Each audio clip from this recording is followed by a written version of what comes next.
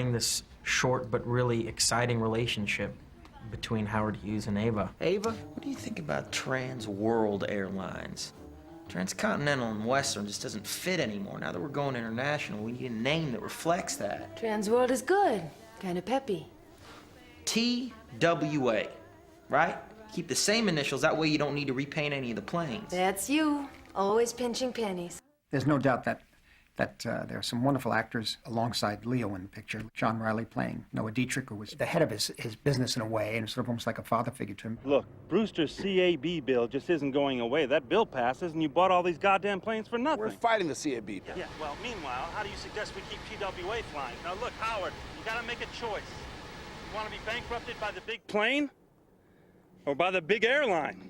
John and I have worked together 3 times now. He's a wonderful guy, one of the great character actors of our time. He is a chameleon. He can transform himself for any given character.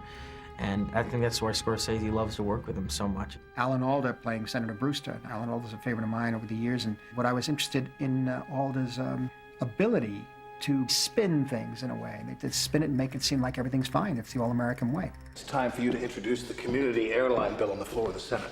Is it done? My people are finishing it right now. I also have to get you on the committee investigating the national defense. On the committee or chairman? You know, I could be much more effective as chairman.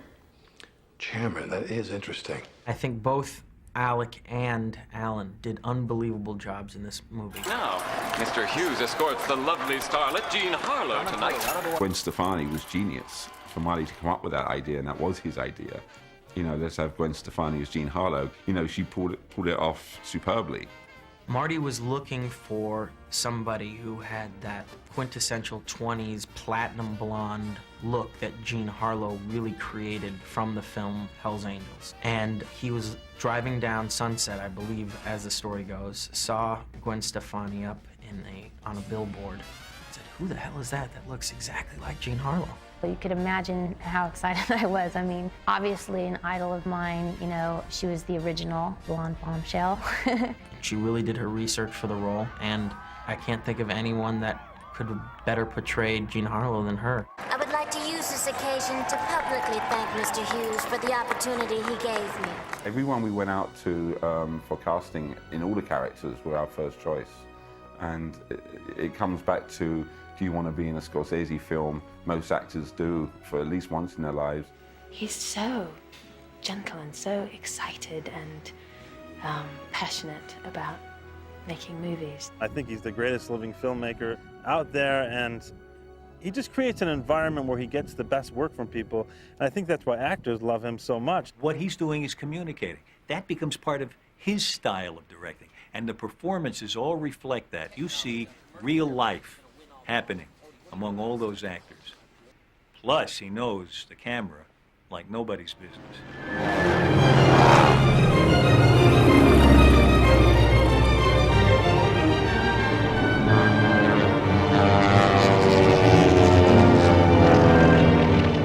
Marty and I had a great working relationship with Gangs of New York. We loved working together. And he explained to me when I gave him the script that he knew nothing about aviation. But he also said, I did Raging Bull and I knew nothing about boxing. So I think he was really excited, intrigued about who Howard Hughes was. Yeah, sure. These cats. Yeah, that's what I learned. He knew about the period in the 20s and he loved that time period. And he loved also the idea that Howard Hughes was a great adventurer and a great explorer in the world of aviation, and he loved the basis of the character. So these were all fundamental themes that he felt he could do something with. He's constantly expanding your mind as well as your craft. You know, I've been really challenged by it. He's a walking lexicon of film. Scorsese has adapted and found a way where he still makes movies that are commercially successful films and honored films and important films. 25 years after he started. Scorsese is as relevant and as talented as he was 25 years ago. That's a miracle, really. I admire people who will stop at nothing until they accomplish what they want to accomplish, and I believe Howard Hughes did. We're dealing with the humanity of Howard Hughes. There's a natural fighter in him and a guy who really wanted to change the world. Fastest man on the planet. Oh, my.